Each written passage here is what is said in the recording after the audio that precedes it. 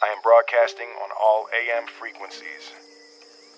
I will be at the South Street Seaport every day at midday, when the sun is highest in the sky. If you are out there, if anyone is out there, I can provide food, I can provide shelter, I can provide security. If there's anybody out there, anybody, please, you are not alone.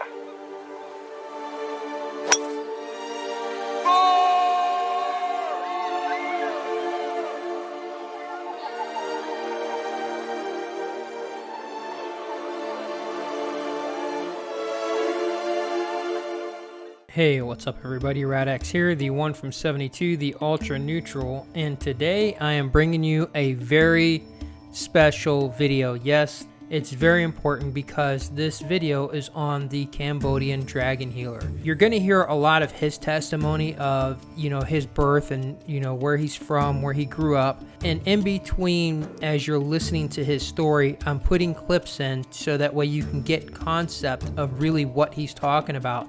The scale of his story is a lot bigger than what most people understand.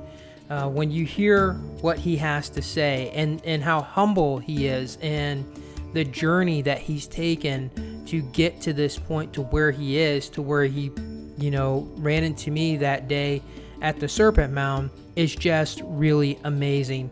I think you guys are in for a big treat to actually learn about his culture, learn about him, and learn about just amazing stuff, that has to do with meditation and things. So I'm gonna kick this video off actually with him doing a meditation so you can kind of see and get familiar to what he does and how just amazing this really is. The one thing I want you to take notice is that he literally was born and raised only a few hours away from Angkor Wat. So in the video you're going to see this picture of Angkor Wat with the sunrise behind it, and you're going to see him in this one video with the sun setting behind him, which is amazing because as it sets here, it rises in Angkor. So it's very important to kind of watch this and kind of see what's happening here. I don't know if he really grasped everything. I think he's still learning about himself as well and his abilities and gifts and things that he has to offer. And he's a lot like I am. He's very ultra neutral. He's very much about just trying to help the human race without trying to push anything on anyone. And he doesn't ask for anything. He only offers to, give peace and protection over the humans to try to help them. And you're going to see that too. You're going to see videos of him actually working with people and helping them meditate and heal. So there's a whole lot of really important stuff here. So yeah, that's the reason why you're going to see that sun rise behind Angkor Wat. Just so you know, there are millions of people that travel all over the world just to go to this temple, just to see the sun rise. Millions of people go there. If you look at YouTube and just put an Angkor Wat sunrise, you'll see tons of videos of people who go there just to see Angkor Wat rise. It's amazing. And like I said, the amazing thing is while it's setting behind him, it's rising in Angkor. All right, and with that, enjoy the video, guys. Relax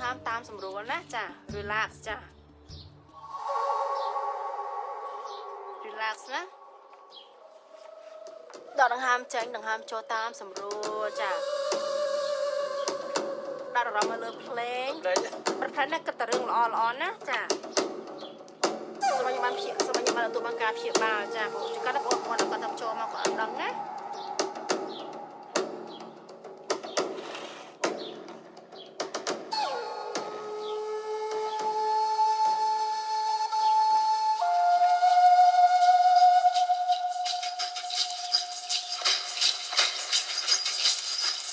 ចាបងប្អូនគាត់ទៅមកចូលក្រោយៗចាស្រោះដាក់ក្តៅដៃស្ដាប់ដាក់ទៅដើមទ្រូង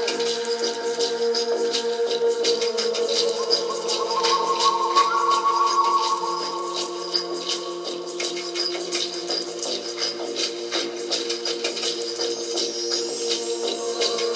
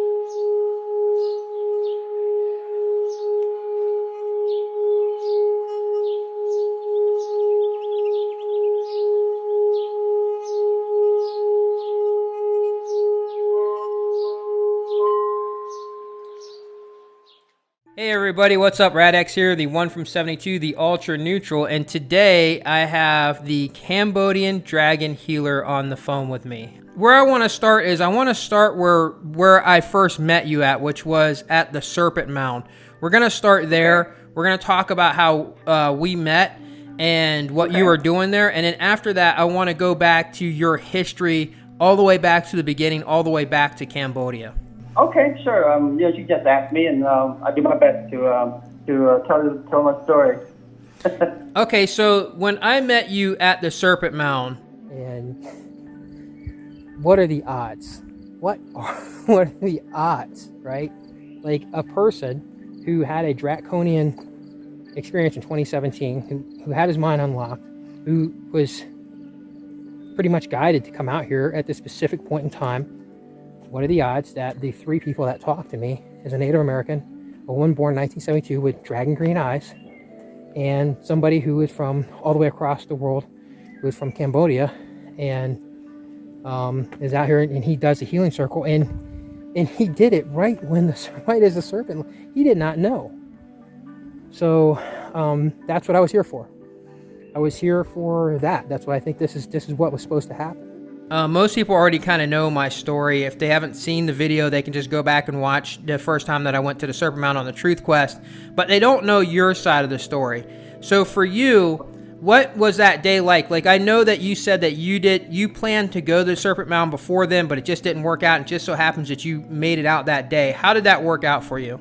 You know, we've been planning for like over a year already, and it just, for some reason, that was the day, you know, me and my wife decided, okay, let's just take our family and go to the Serpent Mound, you know, and that was it, you know. Got there. I didn't expect much, you know, just doing my blessing, you know, and I just happened to notice you, and everything just kind of really eye-opening, you know, and I appreciate you talking to me and ask all those questions, beautiful questions. And I'm at surprised, you know, when you ask all those questions, and those questions sometimes I don't understand. You know, we talk about constellations, you talk about this stuff, and I learned so much from you. Really learned a lot from you from that day on, you know, till today. And I really appreciate, you know, all the things that you've been doing. And I just kind of want to put it out that the videos you've been doing, it's a really beautiful video, and I wish people can watch you. And it's really eyes-opening, and I'm really amazed how much, you know, the work you put into. It's just a lot of work, you know, hard work, a lot of research. You know, it's just eventually people will kind of catch up, you know, and appreciate what you do. You know, and I do appreciate you a lot. Well, I appreciate you too, and we're going to talk about that and how you taught me how to meditate and stuff like that. You have so much to offer, and you're so important part of this puzzle and bringing all these things together. I want to go back to when you first came to the Serpent Mound. Like, you've never been there before. That was your first day, is that correct? That was my first day. That was my first day, and you know, we just excited to kind of see what's there, and yeah, it was the first visit there. Yeah, it was also my first visit too, so it definitely had to be a line for us to be there at the same time, because obviously if people watch my Truth Quest videos, they would have saw that there was a couple of times when I drove across the country and I said, I'm going to stop at the Serpent Mound, and I never stopped. I never went. And so that wasn't really a special day really for either one of us. It wasn't like we planned it because it was a special day to be there. It was just so happened that was the circumstances that, oh, this is a good day to be there. And that's just so how we met. Right. It's just, you know, I'm just amazed how it happened, and just, you know, get to meet you, and you know, we kind of, you know, from that day on, we kind of built a friendship, you know, and it's really awesome, you know, and I appreciate everything. Oh, you were an instant brother. The moment that we started talking and the connection that happened was just an instant thing. Like, there was something there that I knew that you had such an importance, and you were so important. And I'm like, I need to get to know more about him, his history. I need to understand where he comes from. I need to understand Cambodia. I need to understand those things.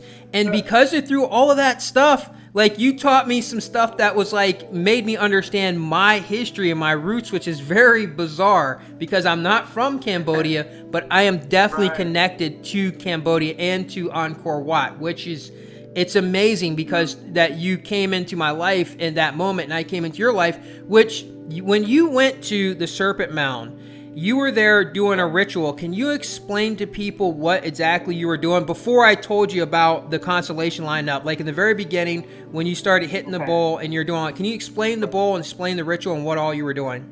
You know, it's you know, it was from the heart, you know, and me and my wife decided we could go there and do the offering. So we go there and do the blessing, just ask for blessing for you know, because as a healer, you know, me and my wife and I, we're healers.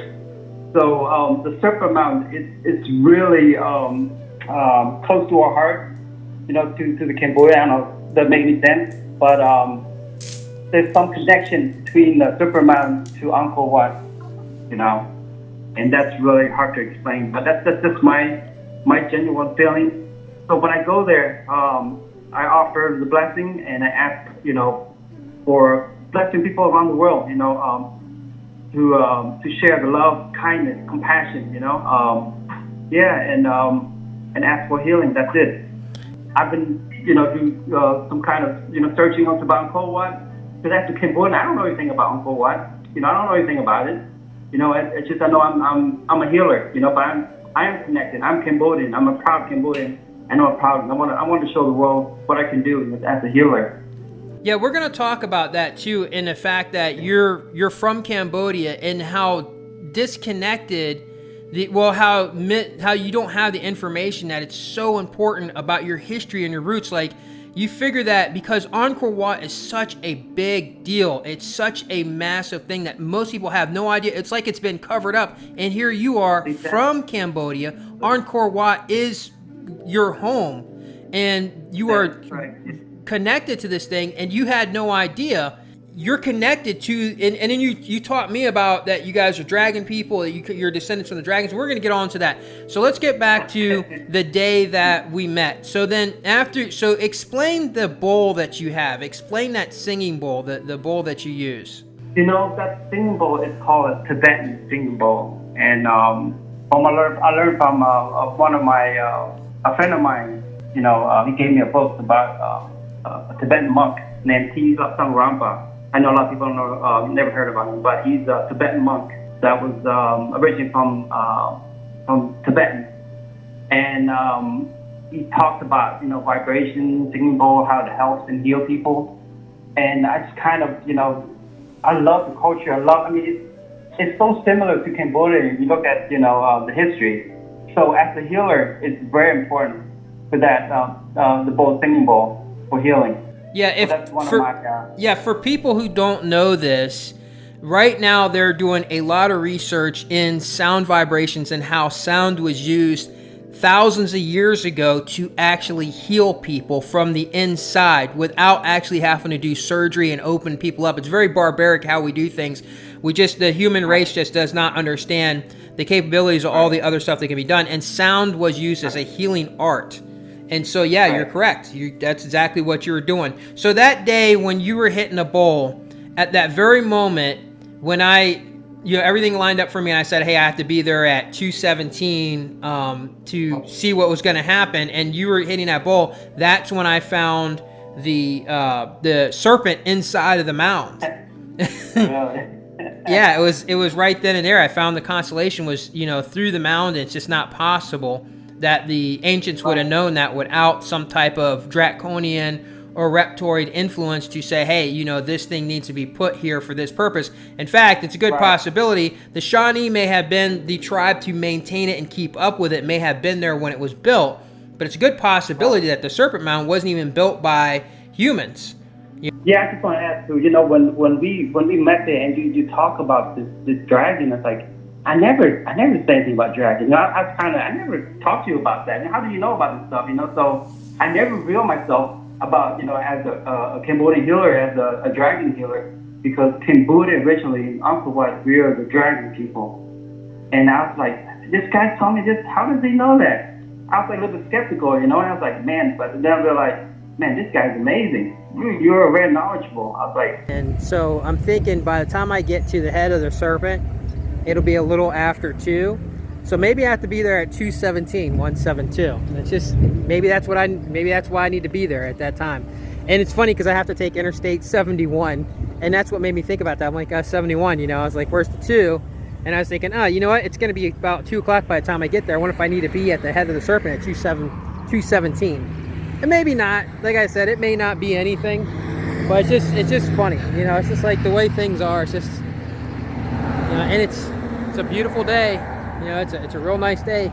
72 degrees out. I gotta be friends with this guy, you know, because I want to learn, you know. And yeah, it was like I talked to my wife. Said, how is it possible this guy, you know, show me those dragon company? I said, what is he talking about? And how does he know that? You know, because when we met there, I never tell you anything about myself. You know what I mean? So we kind of hit on from there. It was just like, you know, we come home with a big smile, you know, driving home, and it's like, how does he know all this stuff? You know, I was like, how is that possible?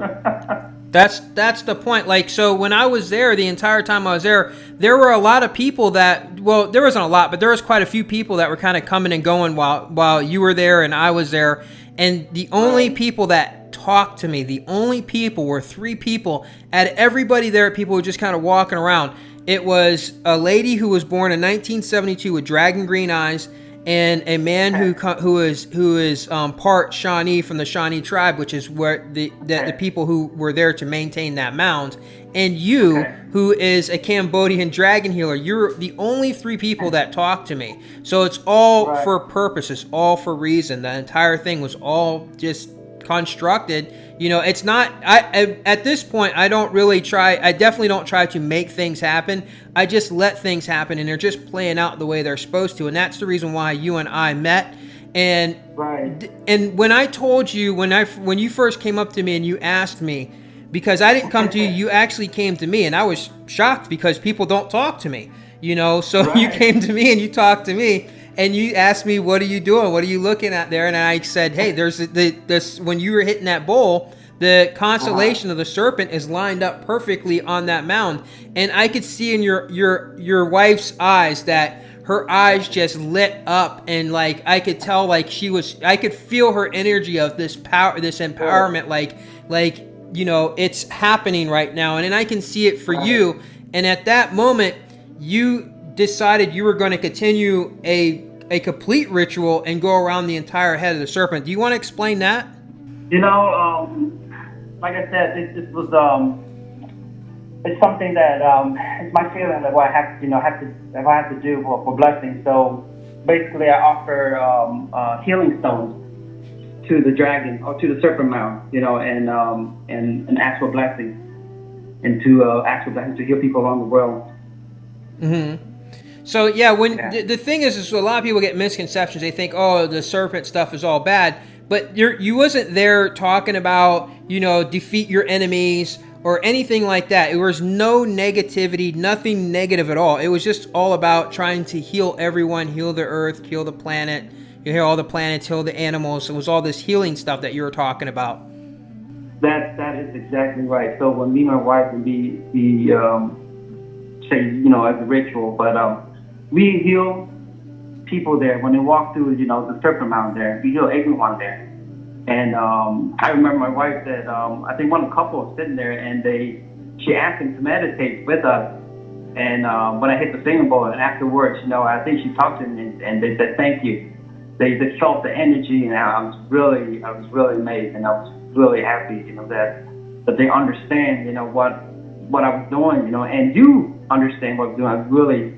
That makes me really happy, you know. So yeah, it's not like you're out trying to convert people and trying to say, hey, come join my religion or anything like that. You're literally just like, you're just doing your thing, offering healing, and people who come to you, they just come to you and they just say, hey, you know, I need healing, I need, you know, whatever that they need. And I've watched you when you invited me out to the Buddhist temple, and I watched you do a healing with somebody, and like the lady came to you and she looked like she was broken on the inside. Like she literally was broken and she had a lot of pain, but then sitting with you, and it was like you were counseling her as well as doing your healing that you were doing at the same time. And when she walked away, she seemed like she was just healed. Like she just felt it. You could tell that the woman felt so much better about everything that, you know, her future to come. Whereas when she came to you, it looked like her future was more in doubt than it was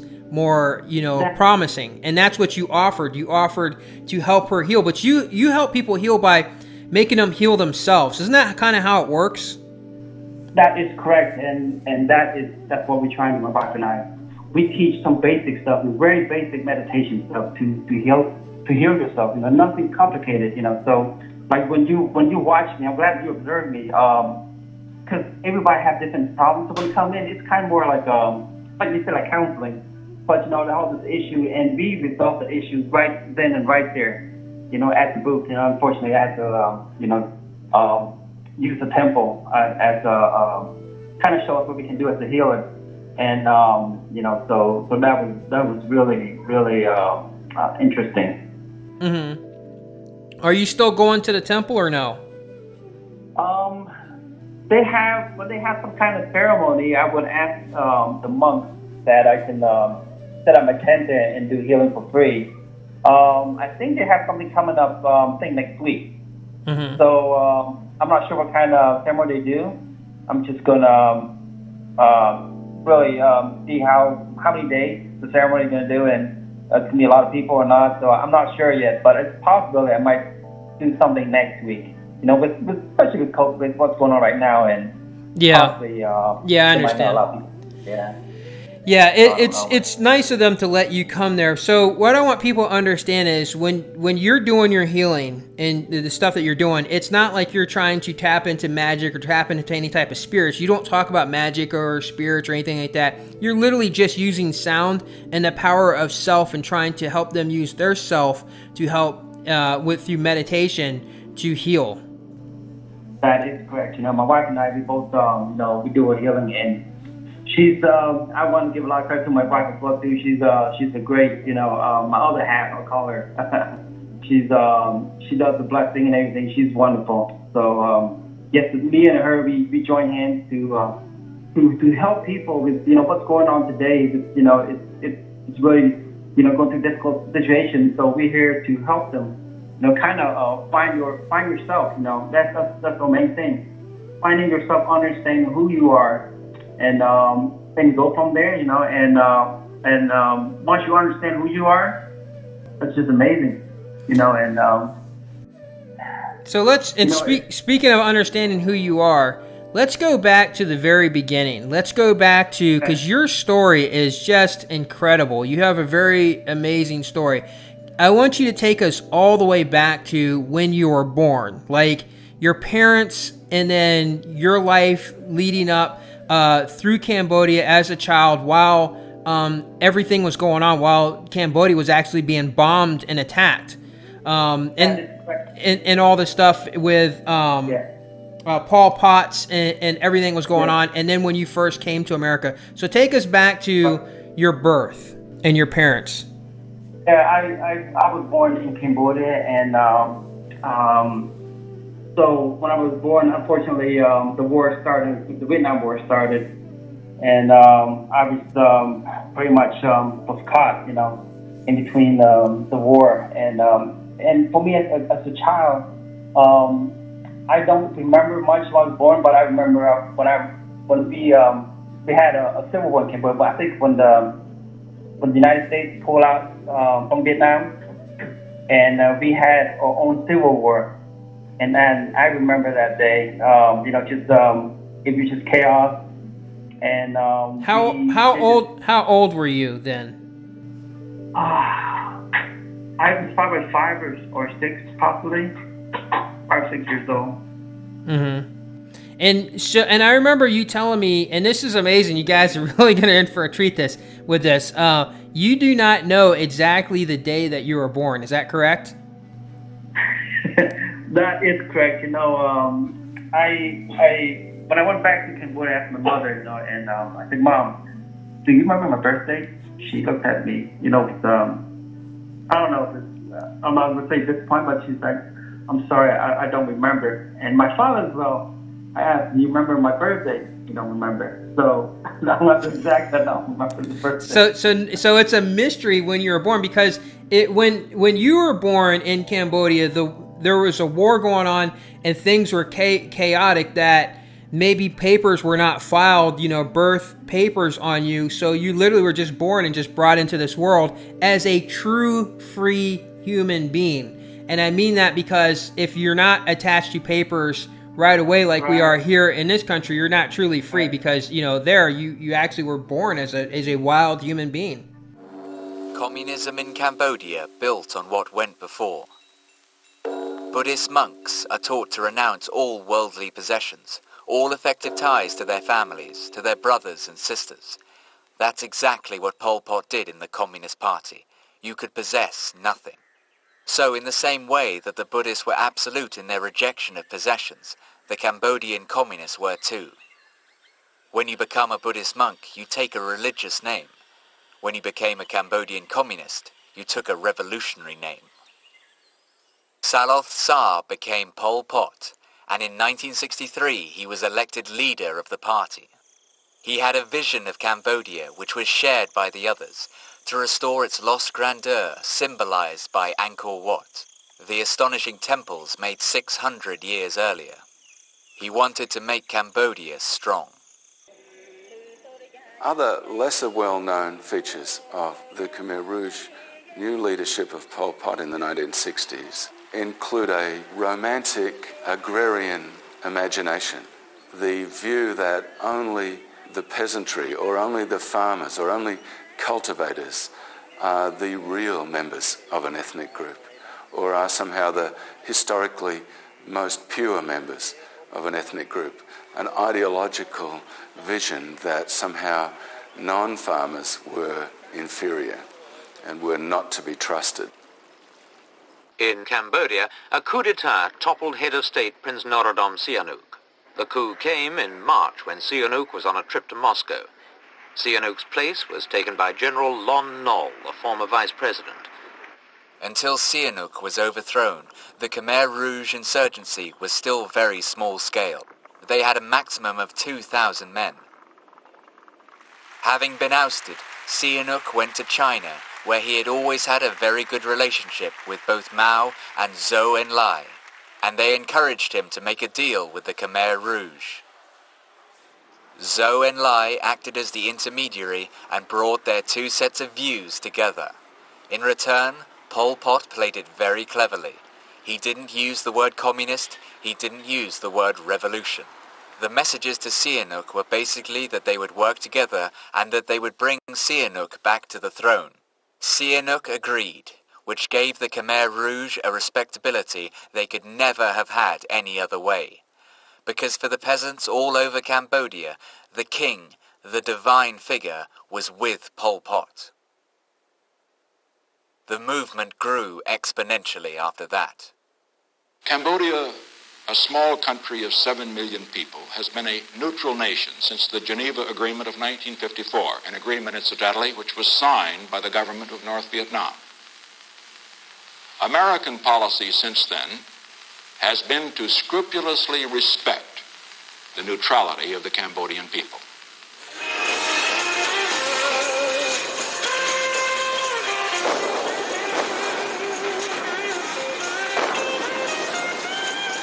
The administration of Mr. Nixon did start what was known as the secret bombing of Cambodia. Obviously, it was secret maybe in the United States, but it wasn't secret to the people in Cambodia who were the victims.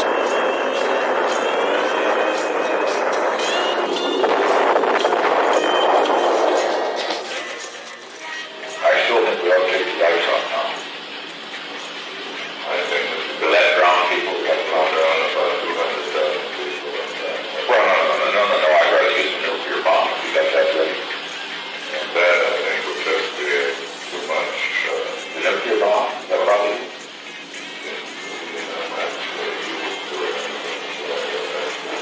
I just want you to think big, Henry, for Christ's sake. From 69 to 73, the bombing expanded way beyond the Ho Chi Minh Trail, far across Cambodia. More than 500,000 tons of bombs were dropped by U.S. aircraft on Cambodia. Mr. President, I'm wondering if you, in light of what we now know, that there were 15 months of bombing Cambodia previous to your statement, whether you owe an apology to the American people. Certainly not, and certainly not to the Cambodian people. Because as far as this area is concerned, the area of approximately 10 miles, which was bombed during this period, no Cambodians had been in it for years. It was totally occupied by the North Vietnamese communists. Perhaps 100,000 or more Cambodian peasants were killed in the rain of bombs. People at that point turned anti-American. And since we in the United States supported the Long Nol government, the bombing undoubtedly helped to create what was later known as the Khmer Rouge. The Khmer Rouge were able to use the outrage that caused to recruit, and they did so massively with the support of the Vietnamese communists and also of Prince Sihanouk, who was now their ally and who remained popular in Cambodia despite his overthrow. Sihanouk's relations with the Khmer Rouge were strained from the start. He didn't meet Pol Pot. He didn't even know who he was. There were pictures that showed Pol Pot and Sihanouk in the same group, but Pol Pot's identity was never disclosed. The Khmer Rouge never really accepted him as an ally, never trusted him, and worked with him, used his name, but in secret purged the royalist forces from their alliance in the Cambodian countryside. The Vietnamese stepped up their training activity, but really quite quickly the Cambodians were able to cast off the Vietnamese sponsorship. The Vietnamese pulled out to fight in Vietnam, and the Cambodians took over more and more of the war themselves. ខែមករាឆ្នាំ1975 ខ្មែរក្រហមដែលកាន់កាប់ប្រាសាទអង្គរតាំងពីឆ្នាំ1971មកក៏ចាប់ផ្ដើមបញ្ជូនកងទ័ពឲ្យធ្វើដំណើរវាយលុកនិងដណ្ដើមដោយកម្លាំងអាវុធឆ្ពោះមកទីក្រុងភ្នំពេញរដ្ឋធានីនៃប្រទេសកម្ពុជា By the beginning of 1975, the Khmer Rouge controlled all of the countryside. The tide had turned, and it was clear the Long Nol troops wouldn't hold out much longer. The rumors about what was going on in the Khmer Rouge areas were making people frightened. So when a provincial town was threatened, everyone that could would try and get to Phnom Penh for apparent safety. In Cambodia, we have an immediate emergency. ខែមីនាឆ្នាំ1975 ខ្មែរក្រហមដណ្ដើមបានជោគជ័យថ្មីៗថែមទៀតផ្លូវទន្លេរវាងភ្នំពេញនិងវៀតណាមខាងត្បូងត្រូវកាត់ផ្តាច់នាវាគ្រប់ធនដែលបម្រើឲ្យសាធារណរដ្ឋខ្មែររបស់លន់នល់ត្រូវបាញ់ពន្លិញ The situation in Phnom Penh got more and more difficult.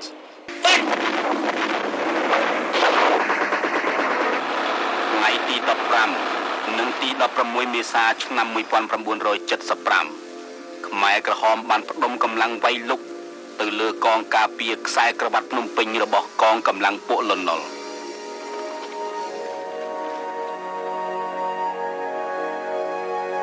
Finally, on April 17th, 1975, the Khmer Rouge marched in carrying their weapons and were first hailed by the population, celebrating that at least Long Nol had gone. The war was over. What happened next would make Cambodia a totally different reality from any other country in the rest of the world. Phnom Penh was evacuated. People went round with bullhorns saying, "Prepare to leave your homes. You have 3 hours to get out. The city is being evacuated because the Americans are going to bomb it." That was the excuse. The Khmer Rouge went round checking all the houses. If they found anybody, they shot them.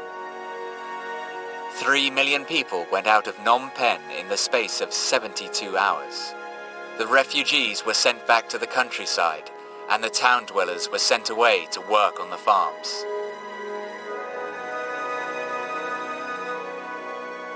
Here is the totalitarian aspect of the communist revolution that Pol Pot and Nguyen Chia led, which is that they really did seek total power in the countryside of Cambodia and ending urban life as it had been, was part of that grab for total power.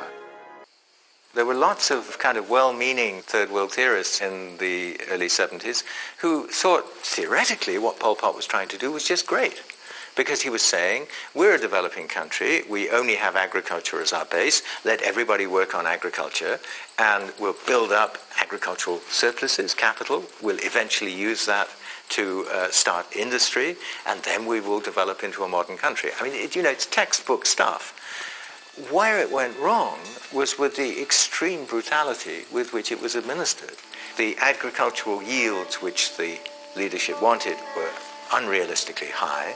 The peasants' officials, fearing for their own skins, reported that they'd been reached, and in order to send grain, they starved the people.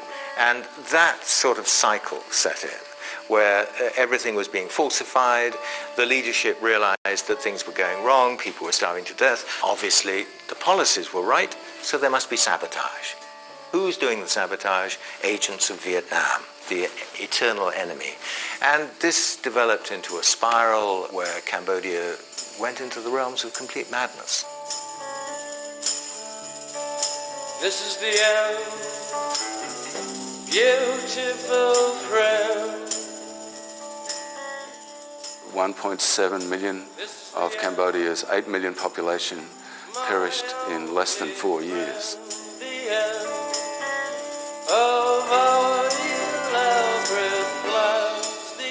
It's one of the fastest cases of mass murder and population destruction in the history of genocide.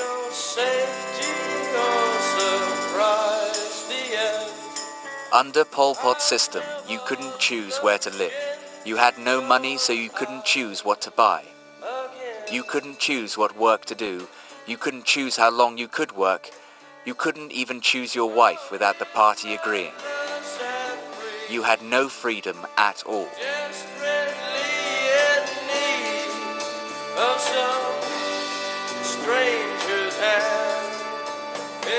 There were prisons in the Khmer Rouge areas from the early 70s, places to which people were taken and were never seen again. The man who was running one of these prisons, Duke, was appointed to head the principal interrogation center known as S21, which was in a former secondary school.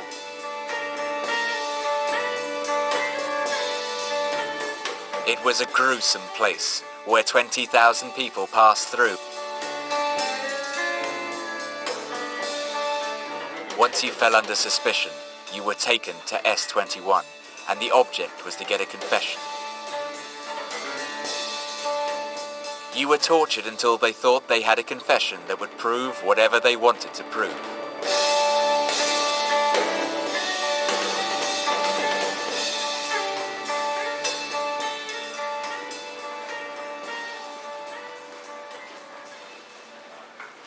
Anh ấy phép qua ta 20,000 នាក់ហ្នឹងណាមួយតែ7នាក់ហ្នឹងគាត់ស្លាប់អស់4ហើយនៅសល់តែ3ទេសល់ប៊ូម៉េងវណ្ណាតហើយអានេះខ្ញុំហើយវាវាយអ៊ំខ្លាំងពេកវាយបាក់ដៃអស់បាក់អាកូនដៃបាទជិញយកដៃរងអញ្ចឹងបាក់កូនដៃបាទឃើញទេក្តាប់អត់នេះទេហើយអាកញ្ចក់ជើងហ្នឹងនេះអាកញ្ចក់ជើងនេះយកទៅកាប់មូលអញ្ចឹងអត់ដាច់វាកត្រាក់ឲ្យកដាច់បាទហើយវាឲ្យឆក់ខ្សែភ្លើងដាក់ជាយើងញាត់ថាច់អញ្ចឹងដូចទុះអាលាក្បាលយើងចេញអញ្ចឹងអាភ្នែកចេញមកសិតតែភ្លើងចាអញ្ចឹងហើយយើងហៅគេអត់លឺទេដាក់2ដងស្លាប់2ដងហើយអានេះមិនបានគេដាក់លួសបលាហ្នឹងបាទដាក់លួសបលាហ្នឹងមានអ្នកទោសលោតពីលើមកបាទម្ល៉េះឲ្យគេដាក់លួសបលាហ្នឹងកុំឲ្យអ្នកទោសលោតបាទហើយអាលួសបលាហ្នឹងមានដាក់ខ្សែភ្លើងទៀតយប់បាទមានដាក់ខ្សែភ្លើងរហូតដល់ឆ្នាំ1977ថ្ងៃ30ខែ12ឆ្នាំ77ហ្នឹងគឺខ្ញុំត្រូវអង្គការចាប់ខ្លួនប៉ុន្តែមកដល់នេះបានតែ2-3ថ្ងៃហ្នឹងយើងចាប់ផ្ដើមបាត់បង់ក្តីសង្ឃឹមនឹងអស់លីពីព្រោះការស្លាប់ជាបន្តហើយនឹងសកម្មភាពក្នុងស21ហ្នឹងគួរយើង ព្រឺខ្លាចមែនតើហើយយើងទាំងអស់សង្ឃឹមទាំងអស់គ្នាអត់មានថាអ្នកណាអាចរួចពីក្នុងនឹងបានទេតែដោយសារសំណាងល្អខ្ញុំមានជំនាញខាងគំនូរអត់ទេសម័យនោះគេយករូបថតមកឲ្យយើងមើលរូបថតធំៗប៉ុណ្ណឹងឲ្យយើងគូចម្លងចេញពីរូបថតហ្នឹងមកយើងមិនសង្ឃឹមថាយើងអាចធ្វើបានឲ្យគេទេប៉ុន្តែដោយការប្រឹងប្រែងដោយថាយើងមានដូចថាមានតែពេលតន្តិចប៉ុណ្ណឹងទេបើថាយើងអាចធ្វើឲ្យគេពេញចិត្តបានអាហ្នឹងយើងរស់តែបើថាធ្វើមិនបានទេយើងក៏ត្រូវស្លាប់ដែរបាទខ្ញុំសូមជំរាបជេរពេលដែលខ្ញុំរៀនសូត្រនៅកន្លែងដូចនេះគេដាក់ពាក្យស្លោករបស់គេថាគឺបដិវត្តដើម្បីរំដោះពីចក្រពត្តិអាមេរិកពីលន់នល់គេថាវណ្ណៈអធនអាពីអ្នកមានណាបាទខ្ញុំសូមជម្រាបថាពេលដែលខ្ញុំដឹកទៅជើងឯកចឹងពីទួលស្លែងទៅជើងឯកហ្នឹងគឺដូចគេបញ្ជាដូចថាទៅដូចបញ្ជាឬមួយក៏ធោបញ្ជាអញ្ចឹងសួរហៅខ្ញុំមកសួរពេលដែលដឹកទៅហ្នឹងគឺខ្ញុំអ្នកកត់ឈ្មោះអ្នកដែលយកទៅសម្រាប់ហ្នឹងខ្ញុំអ្នកកត់ឈ្មោះមកជួបជាមួយគេថាគេសួរថាមិនដៃដៃខាតយើងត្រូវថាដៃខាតបើយើងថាមិនដៃខាតគឺយើងខ្មាំងអញ្ចឹងយើងដៃខាតឲ្យវាយមួយមើលបាទវាយមួយយើងយកដៃពីគេមកយកដៃគេមកវាយចឹងកមួយទៅបាទវាយឲ្យបោះដៃឲ្យទុកគេដែរបាទយើងដើរទៅវិញទៅខ្លះគេយកទៅសួរចម្លើយមកវិញគេវាយឈឺសែកនៅក្នុងបន្ទប់ក្នុងអីហ្នឹងបាទទិដ្ឋភាពអស់នេះគឺឃើញវាអនាធមវិធានណាព្រោះអ្នកទោសមុននឹងយកសម្លាប់គឺខ្លួនតបៅពេញទាំងអស់បាទបាននិយាយថាខ្ញុំមិនមែនប្រព្រឹត្តដោយអំពើអយុត្តិធម៌ខ្លួនឯងដែរគឺថាគេបញ្ជាបើមិនធ្វើគឺយើងមានអីមានស្លាប់ព្រោះគេបាននិយាយថាអ្នកណាម្នាក់ដែលដើរមិនទាន់កង់វត្តសាសគេគឺនឹងគេកំទេចចោលបាទ That is correct. To this day, I'm thinking about it because my mom is no longer with me, and my grandma is no longer with me, but my dad's still here. It's just every day I keep thinking, all those crazy memories. Is it possible I'm here? And when I'm here today, I'm really blessed. For all the craziness. So your grandmother raised you, is that correct? When you were telling me before that your mother was put into a work camp and your father was gone, he had fled the country, and so your grandmother had to raise you. Can you tell us that story? So when the war when the Vietnam War ended, my grandmother sent all her kids to my father came to the United States, and my aunts and uncles, she sent to Paris for reason why, I don't know. So my father only one came to the United States.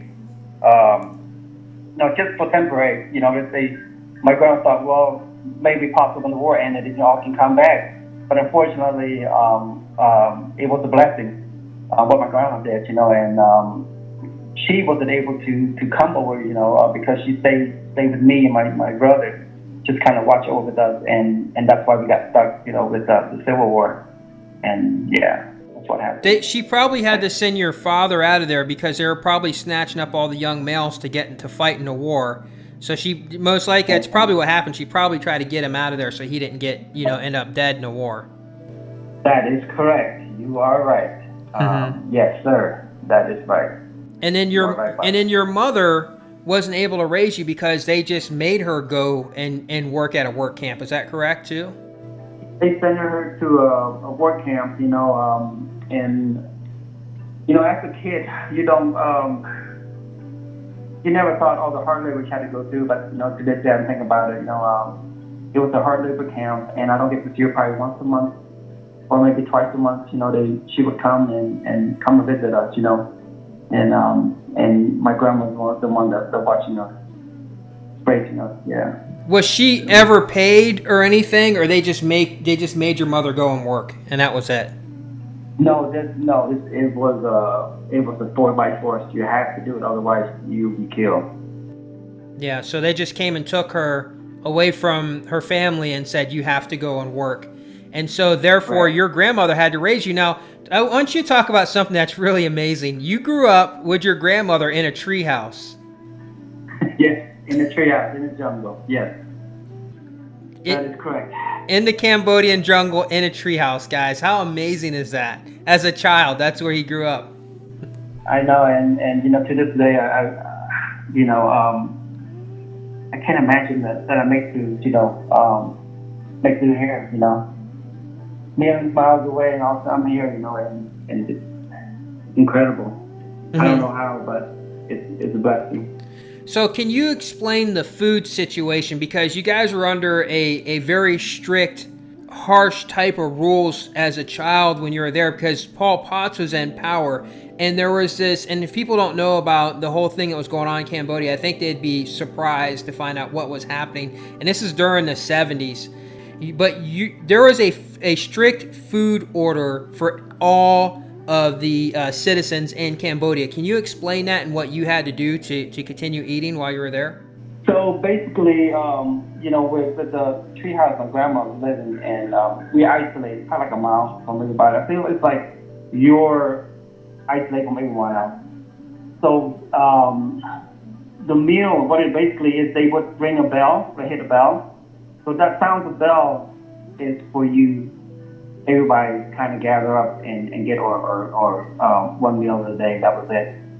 Mm-hmm. So everybody had to, when they heard the bell, the soldiers would come in town. Everybody, all the citizens would have to rush to go down to get their one meal a day, and everybody was only allowed to eat at a specific time of day too. Isn't that? Do you also remember that too? Is that correct? That is correct. You get one meal a day. That was it. And once you finish with that, you kind of everybody else kind of go back to where you go back to your home, go back to your treehouse, and kind of keep isolated from everyone else. So you weren't really allowed to gather in groups or anything either. Not at all. But what it is, when as a kid. So for me, I was able to kind of go and wander, in the jungle, and I don't know how, why, but I was able to do that, when my grandma was watching my little brother. My brother, he was barely walking. He was like 2 years old, probably 2 or 3 years old. He's still crawling. So for me, 5, 6 years, I was able to walk. So I would just, walk and scavenge, catch fish and whatever, and what I can find in the jungle, and I would bring it back to my grandmother, and that was our real meal, late night that we had to sneak, and my grandma had to do the cooking late at night, because otherwise, if you get caught, you would be killed as well too. So yeah. Yeah, if you got caught cooking at night, they could come and kill you. Oh yeah, I remember they questioned my grandmother. They asked her, they could tell it was the smoke or something, and I think she told them that she's cooking for like a medicine for for her. It was a medicine. So after that, they stopped questioning her. Because she's just an old lady with 2 little kids, so they don't bother with her. So by the age of 6 years old, you were already walking around the jungles in Cambodia. Yes, I was. And nothing happened to you. And nothing happened to me. That is correct. That is not. The jungles, you got snakes, you got, oh my God, poisonous snakes, and my God, tigers and wild animals. I don't know how that's possible. I just don't know. Can I do it today? No, I don't think so. Yeah, there's tigers in Cambodia. And they'll definitely a small child like you, they would have snatched you up. Oh yeah, you got this poisonous snakes. There are a lot of them. The green snakes. Oh my God, black snakes. They got all kinds of snakes there. Mm-hmm. In the jungle. So I remember you telling me a story about the time that you were going to cross the Mekong River. How old were you when that happened? When you went with your grandmother to cross the river? That's just after the war. So when the war ended, what we would do is to get food, we have to actually go across the river to get our food. So when we one day my grandma said, okay, let's go. We need to go get some food. So the boat, this really nice boat, and you got these people gathered to get on the boat. And once you get across the river, Mekong River, you gather, people buy different stuff, for food, whatever it is, to get back over across the river here. So going across there, it's simple. By coming back, you got all the food, got all the supplies. So it sank right in the middle. The river was flowing really, really fast, and all the foods and all this things, chaos. People were screaming, and I was, how old was I? I'd say probably 8 or 9, maybe, because after the war already. Mm-hmm. Like 8 years old, huh? Yeah, and I learned to swim myself. I don't know how. It's right in the middle of the Mekong River. And the river was flowing really hard, and I swam there, and so somehow I swam there across to the bank, and I was just sitting there. I was crying, I said, my grandma's gone, and I was just there crying and mopping, crying, and God bless you. I looked over, and she's right there, one of the guys saved her, and I happened to be my stepdad that saved her. Yeah, that was. And you've never taken any swimming lessons before or anything? No, I did not. I did not take a swim lesson. It was, yeah. You had a dragon watching after you, my friend, because the tigers could have got you when you were in the jungle. Snakes could have got you in the jungle. Somebody could have just kidnapped you and snatched you up if they wanted to. And you got stuck in the middle of the Mekong River. The boat goes down. You should have drowned, and you were able to somehow swim across that river and get to the bank. To this day, I like, there's no way. That's not possible. That I'm sitting here talking to you now, And as a healer, there's no way that's possible. But I am here today, so I'm really blessed. So your grandmother was really, really important to you. She was very, very important to me. That's the reason I'm here today.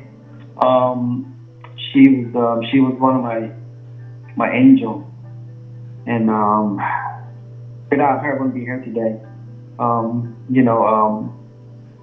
the war ended, she's like, let's just go. We have to go come overseas here, because she tried to contact my father. So I remember that day, my grandma said, let's just go, got to catch a train, and we have to do our a long journey, try to come to the United States, for me. And I had to say goodbye to my mother. I remember that day, me and my brother. And my mother, there's a story that my grandma told my mother to lie to us that she's going to be coming, later. So that's when I was like, okay, we're going to go first, but I won't get on a train, and we're just thinking, this journey, where it's going to take us, this amazing journey. And yeah, I remember that. And I was, me and my brother, we had to do or say goodbye to our mother.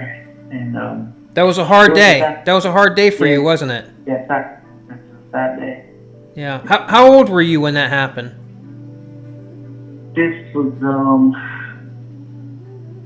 I'd say around, I'd say probably 80 possibly. But yeah, but how old were you though? What was your age? 12. Probably like 10, 11, 12, yeah, right around there, yeah. Yeah, 11, 12. Yeah. Yeah. And that was when you left Cambodia, and as a 12-year-old, you had no idea what to expect in America. You're going to a new country that you've never been to. Never expect, and never expect. You're leaving the only home that you know, which is a jungle, and there's just crazy war stuff happening, and you grew up in all of this stuff. You don't know exactly even the day that you were born. You've almost died on a boat crossing the Mekong River, and now you have to give up your mother and your brother and go with your grandmother and leave the treehouse and come to America. Yeah, and the journey. Yeah, it's an amazing journey, and I'm just amazed how I was amazed of managed to come here, and just if I can do it again, there's possible way. There's no way I can do that. There's no way. That's not possible. So when you got to America, you only spoke Khmer, is that correct? I speak Khmer. Yes, okay, Yeah, that is correct. Khmer. Yeah. You didn't speak any English at all. Zero. Zero. So was it difficult when you came here? When I got here, it was beautiful. From where I come from, jungle to here, food. That was amazing to me. And yeah, I mean, was it difficult? Yes, of course it's difficult. But I was just as a kid, I always curious. Always everything just amazed me. Everything, the culture, everything. People. And I came into a small town, so that was something blessing, for me and my brother. It was a small town. I don't have to deal with, big city, like a lot of Cambodians had to go to, like Long Beach, or any big city like Columbus here, because I'm glad I come here, because otherwise it would be big trouble for me, big trouble for me. I would get a lot in trouble. So I was blessed to be able to stay in a small town. I was kind of able to go to school, learned very difficult language, English. Oh my Lord, so hard. So hard. Khmer is not an easy language to learn, and I've been trying to learn it. But can you share a couple of phrases in your native tongue with us? And what is? Okay, Kambai means thank you. Agun. I'm sorry. Agun means thank you. Agun. All good. And it's easy to remember Agun, guys, because Agun sounds like you're saying all good. So like saying all good, you say Agun, and it sounds the same. Yes. Did you go to school at all when you were in Cambodia, or was no schooling, just your grandmother taught you everything, or was there a school that you went to? When the war ended, of course it started open school, but I never liked school. So I would skip school and go fishing instead. I didn't like school at all, So my mother, say, hey, you need to go to school, and of course, the school wasn't working. I mean, come from the jungle. I love fishing. I love exploring. That was me exploring the city, because the city was coming back from after the war. I just kind of go and see all the when the people leave the city, there's nothing there, So I would just go there. I go find some books, like they would stash some books in the house, like just explore all around the city. And how far away do you think that you lived from Angkor Wat? Like, how far do you think away that where you grew up at in Cambodia? How far away do you think Angkor Wat was from you? So from Phnom Penh to Angkor Wat, we traveled by a car about a couple hours away. So only a few hours away. You're literally like right there, a few hours away. Yeah. Where I'm at right now to where you are is a few hours drive. It's like a few hours away. For you to get to the Serpent Mound from your home is like a few hours away, isn't it? It's like an hour and a half or something. 2 hours? Every time it's 2 hours, but yeah, about 2 hours. Pretty close, yeah. And that's pretty much what the distance would have been for where you were born at and lived and raised until you came to America from Angkor Wat. You're like right there. That is, I never thought about that, but you're right. Mr. Smart Guy. You're right. Hey guys, today we're going to look at the mysterious Angkor Wat temple in Cambodia, which has many strange secrets hidden inside. Historians say it was built about 900 years ago with simple tools. But by the end of this video, I think you will agree with me that this is not true at all. You may have already known that this is the largest religious monument in the world. But how big is this temple? The temple stretches more than 400 acres. That is more than 3 times the size of the entire Vatican City, or about 300 times the size of an American football field. So you can imagine the size of this temple. Even if we take out all the walking space and empty land, the sheer area covered by stone blocks is at least 10 million square feet. And we're not looking at just a 2-dimensional ground area.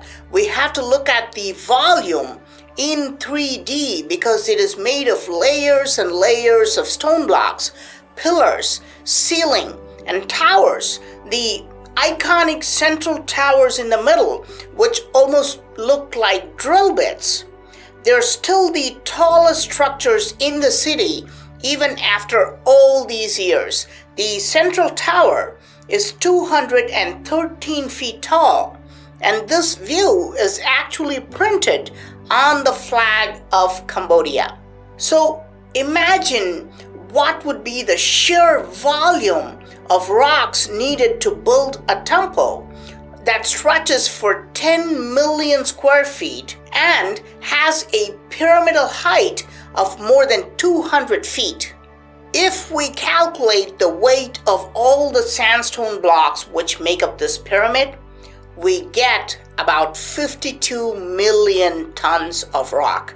I have used a calculator to calculate this weight using the density of sandstone. Now, we have already not included the rocks in the foundation. We have not included the millions of stone blocks going many feet deep in the moat and the rocks placed around the moat. And that's already 52 million tons of rock. Now, what I'm going to do is take only 20% of this number. So this way we know this is a very, very conservative estimate, because Angkor Wat is not a true solid pyramid. There are lots of hollow spaces in between. Let's actually take even less than 20%. We'll only take 10 million tons. So this way we know at least this much of rocks would have been used to build this temple. Okay, so why are we calculating the weight of the stone blocks in this temple? Because archaeologists and historians argue that the entire temple was built in just 37 years. You know the standard theory, people using chisels and hammers to build temples. Now, let's assume that these people worked from sunrise to sunset every day for 37 years. So they worked straight for 12 hours with no breaks. They don't eat. They don't even blink. And no rainy days, no war, no festivals for 37 years. That's a total of 162,060 hours. So if you do the math, if you divide the amount of rocks by the number of hours, this is the answer we get.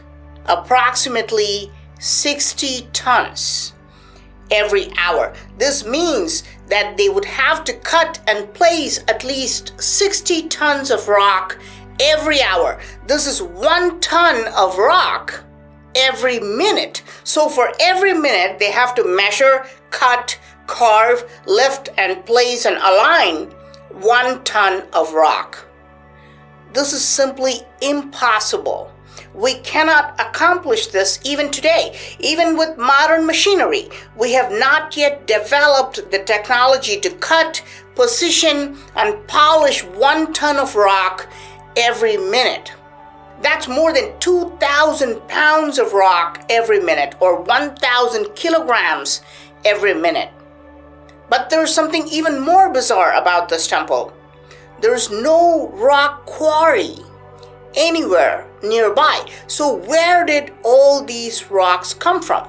Archaeologists have located 2 different quarry sites from which the rocks have been cut and transported. The main sandstone quarry is from Phnom Kulen Mountain, which is about 50 miles away.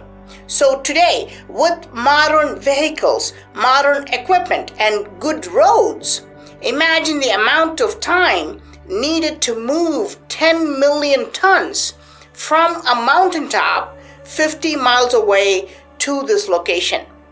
Remember how ancient builders processed 1 ton every minute?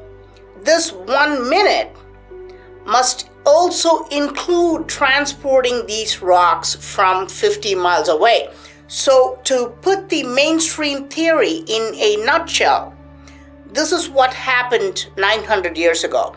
Every minute, ancient builders were cutting 1 ton of rock from a hilltop, transported this 1 ton of rock for 50 miles, measured it, cut it, lifted it, and aligned it, polished it, and even carved on this 1 ton block. All this happened within that 1 minute, and they were doing this without even blinking for a second every day for 37 years. Do you honestly think this is possible? The standard archaeological theory is very conventional. You take a lot of elephants and bullock carts and a lot of slaves. You cut the rocks from the mountain using primitive tools like chisels and hammers, move them using elephants on land, and put the stones on primitive boats and move them in water, and again use elephants on land and reach the temple location. If this is how they worked 900 years ago, looking at the sheer volume of rocks in the temple, it would have taken many centuries to build Angkor Wat. Now we understand why this temple is printed on the flag of Cambodia, because it's a giant mystery. I've shown you hundreds of ancient temples on my channel, but this temple's architecture is completely unique. It does not resemble any other Hindu temple in India, and it also does not resemble any other temple in Cambodia. It has 5 unique drill bit shaped towers in the central structure. There are 12 staircases built around them in perfect angles, all leading into the same central chamber. This architecture is not seen anywhere in the world, which indicates that the builders did not copy from anybody. They were absolute original thinkers. And what's even more strange, none of the future generations even dared to copy Angkor Wat temple. Nobody could even conceive or attempt to build another temple like Angkor Wat. This is why this ancient temple has remained the largest temple forever, right? Today, humans build a new tallest structure every 10 years. Some country builds the new tallest building, and within a few years, another country will build a structure taller than that. But that has not happened to Angkor Wat. It has remained the largest religious monument for at least 900 years. Not only is Angkor Wat designed with grandness and originality, it was also built in alignment with the heavens. The original name of Angkor Wat was Parama Vishnu Loka, which means the sacred world of Lord Vishnu. And the architect made sure he aligned this temple with the heavenly bodies. Every year on a specific day, tens of thousands of tourists from around the world come to the city. This day is called the equinox, where the daytime is exactly equal to the nighttime. All the tourists wake up at 4 o'clock in the morning and rush to the temple to see the sunrise. Why? Because this is how the sun rises when you see it from the entrance, and this happens only on this day. How could they have calculated and built it with this incredible astronomical precision? But this is just the tip of the iceberg. The temple is built with so many details about astronomy, we can write an entire book about it. For example, here is the sun god Surya. He is the personification of the sun according to Hinduism. But look below him. You see these guys doing namaste to Surya? Who are these guys? Who depends on the sun in our solar system? The planets, of course. Let's count the number of guys. And you will count 9 planets, including the dwarf planet Pluto. But this is crazy because textbooks say Pluto was discovered only in 1930, less than just a century ago, and Pluto cannot be seen unless you have a high-powered telescope. Even Neptune, which is the 8th planet from the Sun, is said to be discovered by Galileo only about 400 years ago. Yet, the Sun and 9 planets were carved at least 900 years ago in Angkor Wat. How do we explain this? If Angkor Wat was built by people using primitive tools, how did they know about Neptune and Pluto? The entire temple was built as a giant symbol of cosmology. Originally, it had a total of 12 towers symbolizing the 12 signs of zodiac, but they were destroyed by the people who came later. This is why some of the towers have been flattened. It's sad to see such a beautiful monument face plenty of destruction. So who built this temple and who tried to destroy it?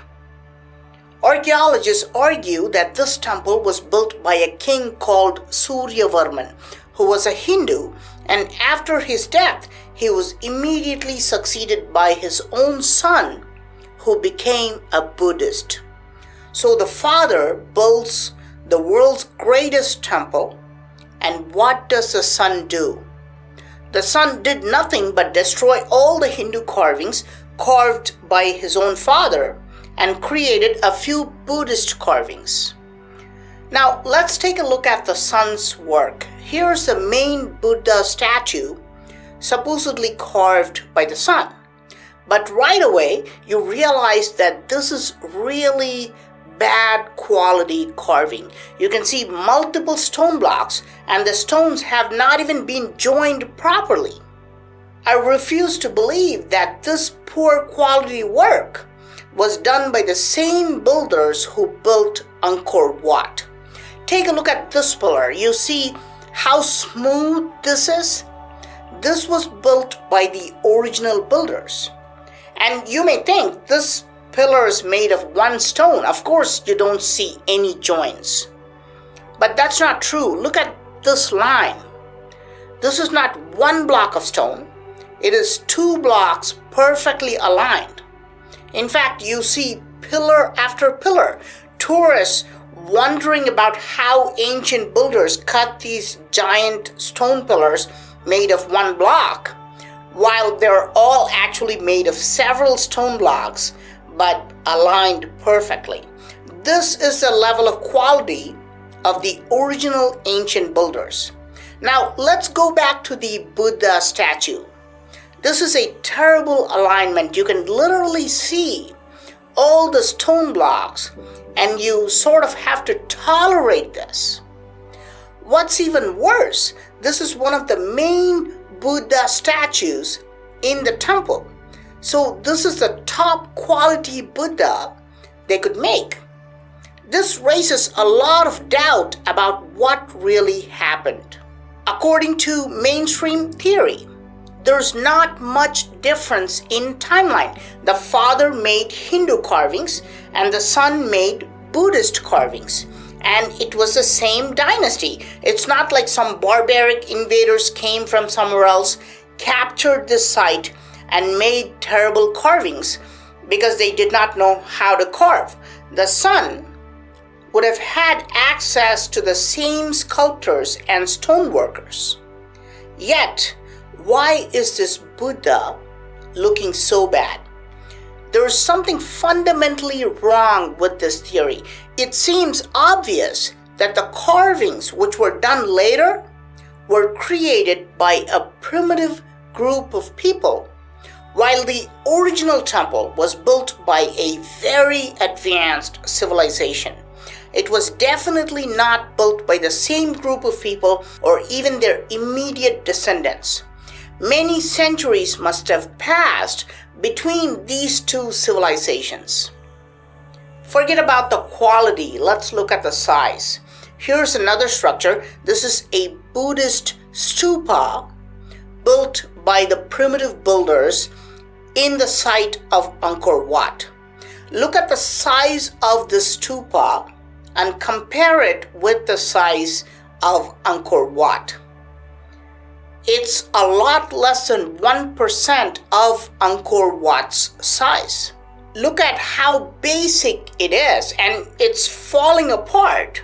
Not because somebody has destroyed it, it's falling apart because of nature, because it was not built strong enough.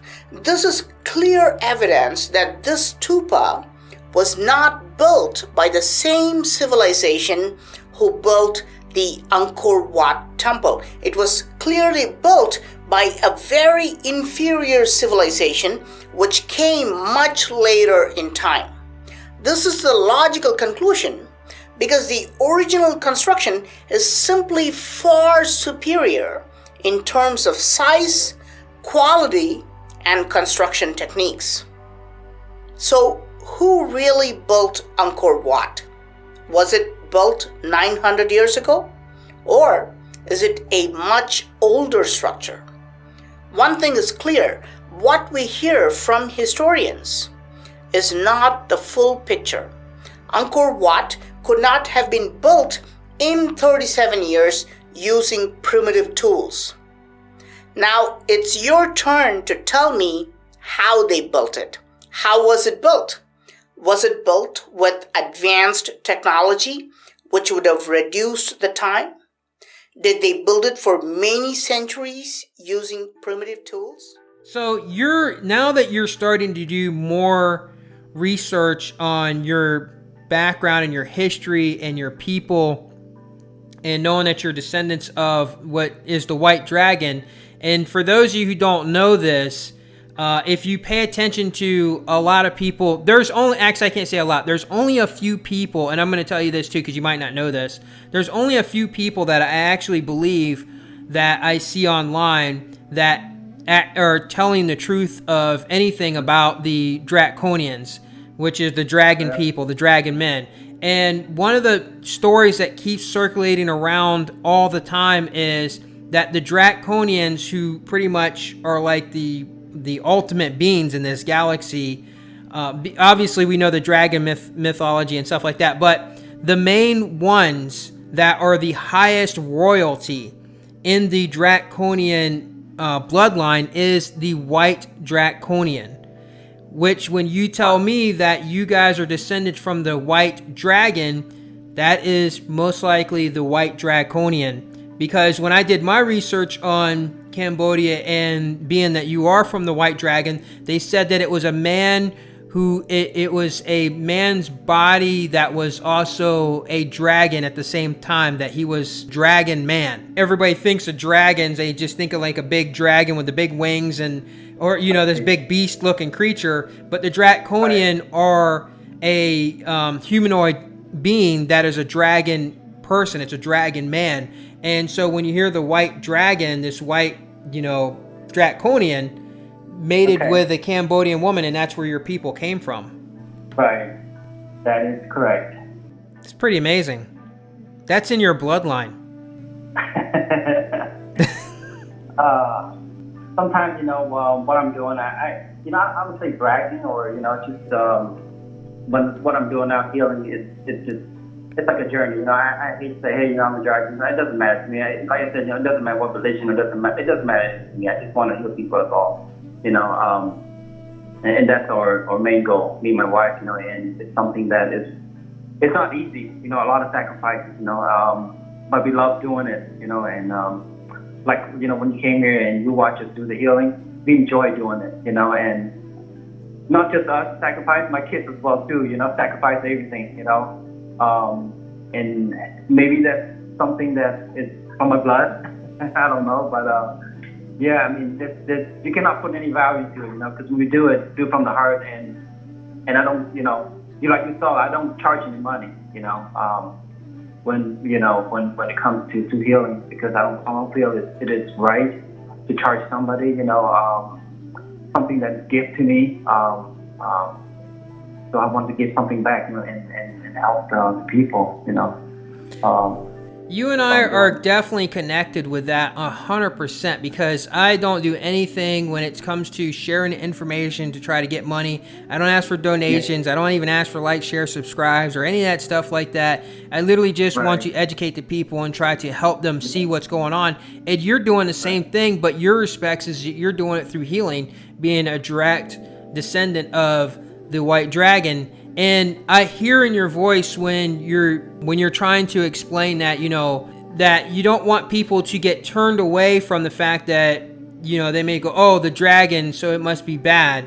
We need, the problem is there's only like one culture that really has made the dragon a bad thing. Maybe there's like two, but the rest of the world has embraced the dragon all over the world, all kinds of cultures. It's just that where we're at on the map here in America, that there's a lot of people who think that it's bad, but it's not, because obviously there's nothing that you're saying that's bad. There's nothing that you're doing that's offensive or anything like that. It's just people got to get past that stigma, because what you're offering is a very good gift to people by helping them understand how to heal themselves, instead of telling, come to me and pay me money and I will heal you. You're not doing that at all. You're not putting out an offering thing. You're not doing anything. You're literally just sharing how they can heal and how they can heal themselves, and then you just send them off, and if they come back, they come back. That is correct. Like I think I talked to you a little bit. I talked to my wife about too, because I have to work, and take care of my 3 kids, my wife. And my wife stay home and watch the kids.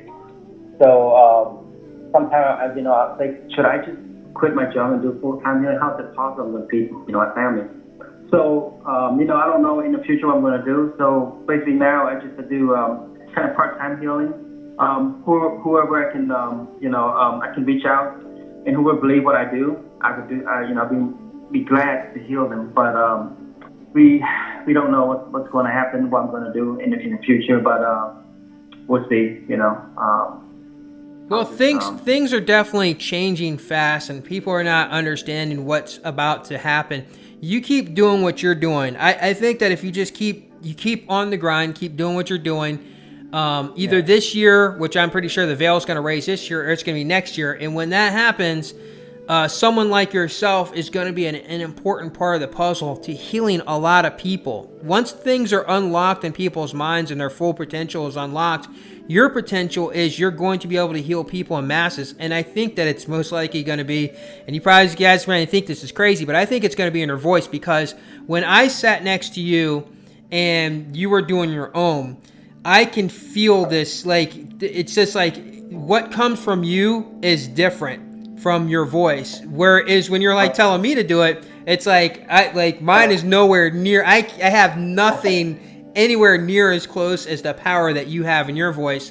But what I have been doing, just so you guys know, and so that you know, because I haven't told you this yet, but every day I put on I play the video with you doing the bowl and you doing the Om, and every day I play that and I do a meditation, and I try to match my voice to the singing bowl. I try to match my tone to the singing bowl, and that's pretty much what I've been trying to do, and empty myself. But your voice is just powerful. When you do it, it's amazing, and you can feel it.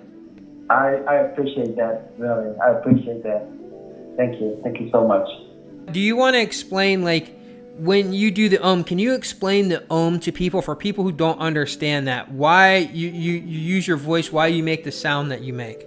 The Om is a natural vibration that heal people. It's the sound of the universe, universal sound. So let me tell you about Om. So when I love Tibetan history. On my arm, I have a tattoo that says "Om Mani Padme Om," So that's Tibetan saying Om Mani Padme Om. But I kind of shorten it to Om, A-U-M, Om. And kind of as a healer, you know, with the ability to understand other healers. And I realized this Om is very, very powerful. And that was given to me. And I want to share that with the world. No, and it's not just for me, it's for us. Not for me, it's for all of us. So that Om belongs to all of us. So when you do your Om, you're actually doing it for the entire earth, for everybody. So your sound, you're trying to project that into this earth, into everyone, to heal everyone by using your sound. Yeah, that is correct. You know, again, I want to credit my wife. You know, not just before we do any healing or any blessings, she's a wonderful, wonderful. You know, sending her blessings, sending her the love, you know, everything to, you know, the people around us, people, you know, all around us. You know, so her blessing is very important to what I do as a healer. So both of us, we both join forces. You want to say that? To heal people around the world. You know, I've been doing healing almost 3 years already, and me and my wife, we started healing, especially from Cambodia. We speak, you know, my wife's the one that, she speaks in her native tongue, which is Khmer, or Cambodian. We've been doing 2 years, trying to, you know, give my heads up what's going on with the world changing, you know, you need to help, you need to heal yourself. Now we've been coming out, kind of an opportunity coming out since, you know, with the COVID and all that, we don't have that much, you know, I guess opportunity to do that. So, so whenever that comes, we're gonna do healing. But yeah, we started as a healer toward Cambodia, but now, you know, I'm coming on live, you know, trying to heal anyone here. Actually, you know, not just Cambodia, but anyone here that wants to be healed. Be more than happy to help them and show them the way. Are you going to start doing live chats where people can get on and you can do healings with them live from your home and they can do it from their home? Is that what you're talking about doing? Go out. Well, I mean, like doing live video chat. Like, are you gonna like you can go on YouTube and you can set up a live video chat where you can do meditation with that person live, or even a group of people. You can go live and set up a time, and then a bunch of people can go on live with you, and then you can do a mass healing that way and reach out to get to people through live chat on YouTube. And you are right. I've been doing that as well too. You know, I have friends that chat that, you know, been doing connect with me on live, and they would call, you know, and chat. I still do that, you know, probably twice a week. I get different. I call them angels, my beautiful angels. They call me. We would do our healing together. Yes. Yeah. You are right. I'm gonna put the link, guys, of his YouTube channel on, and I'm gonna put it up on the screen here so you can see it too. But I'm also gonna put the link on my channel so you can get directly over to his channel. You can watch for when he's going to be putting up live chat so that you can get on there and ask him questions. Like, you're open to any questions that people want to ask, correct? That is correct. I'm open, you know, to anything. There's nothing to hide. So, yep, I'm not afraid.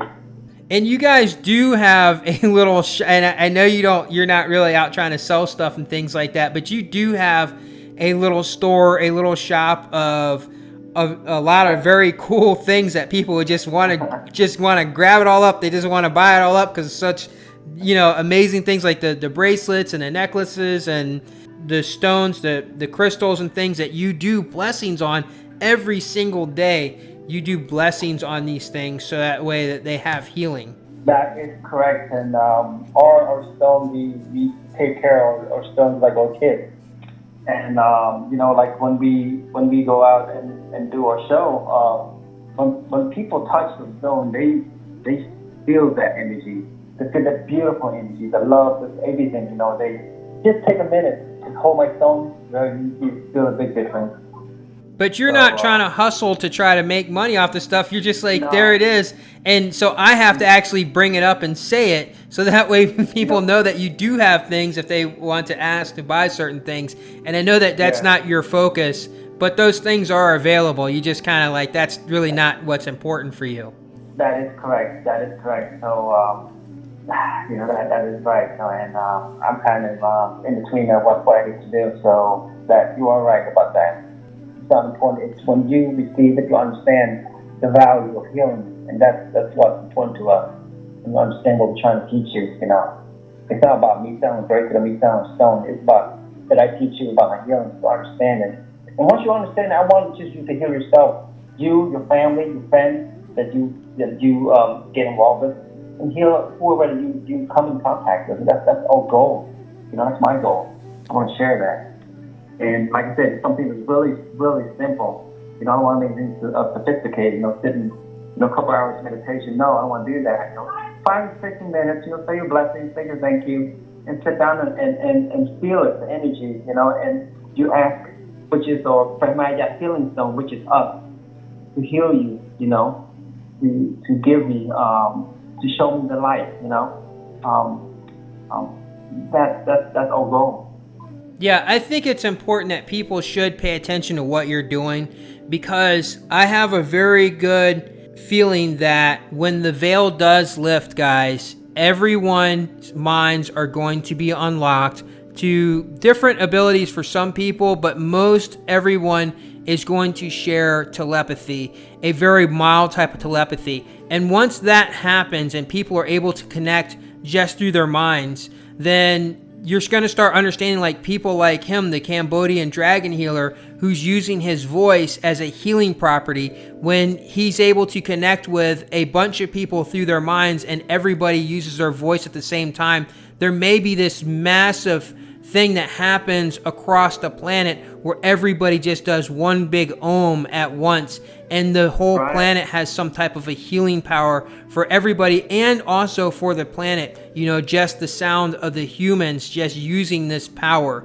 And there are people like you that are very special that are going to lead the way by using this voice and this voice power that you have. And like I said, when that telepathy thing opens up for the rest of the humans, that's going to really help connect. So it's nice. It's a nice start for you guys to kind of pay attention. Just go and check out his channel and see what he's doing and just try to understand a little bit. And he's not selling your religion. He's not trying to get you to do rituals or anything like that. Just go and see what he's offers and how he's trying to help you heal yourself.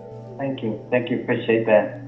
And I want to add something here. And you are a wonderful person, you know, and your research, your video, it's so beautiful. I've watched them.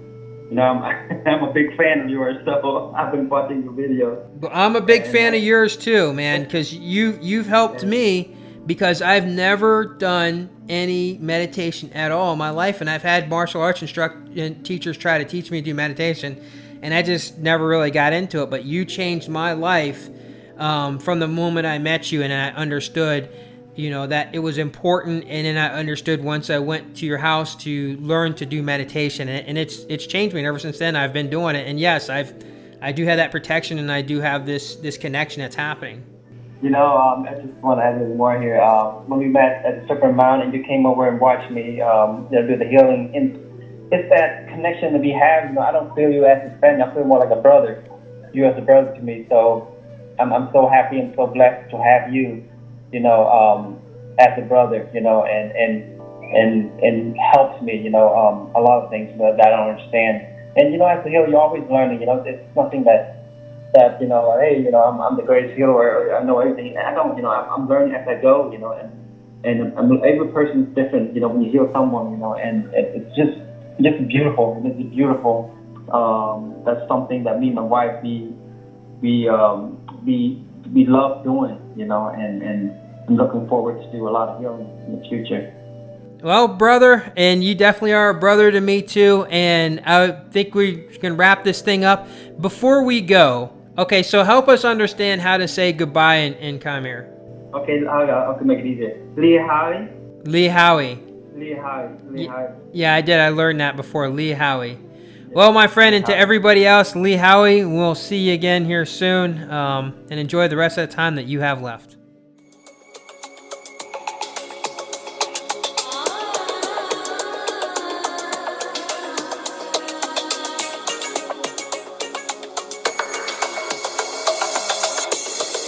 Om Namah Shivaya.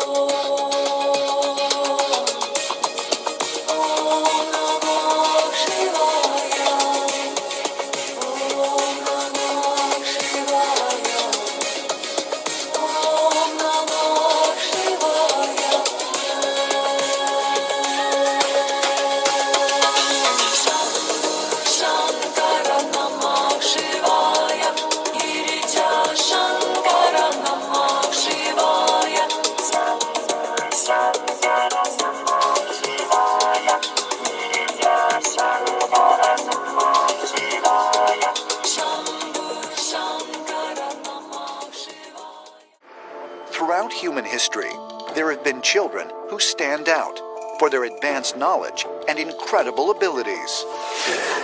But are these uniquely talented and intelligent children simply the product of good genetics?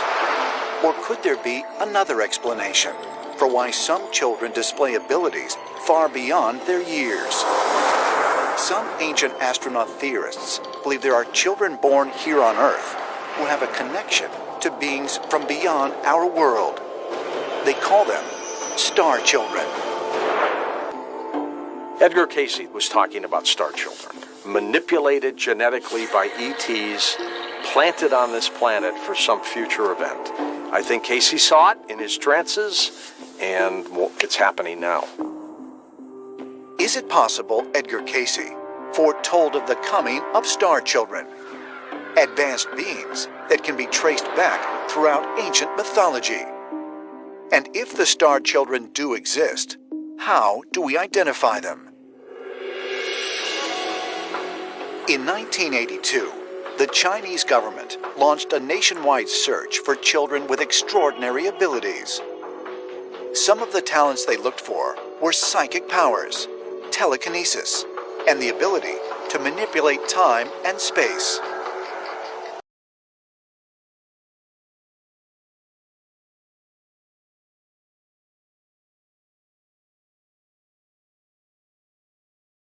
Welcome.